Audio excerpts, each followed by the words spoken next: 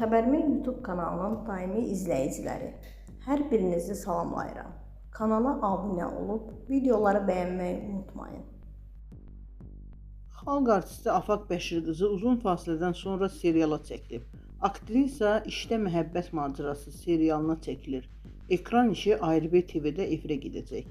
Serialda əməkdar artist Dilarə Əliyeva və aktyor qardaşı Vüsal Murtuzəliyev də rol alıb. Qeyd edək ki, Afaq Bəşirqızı sonuncu dəfə serialda 2015-ci ildə rol alıb. O, Qaynanamız serialında çəkilib.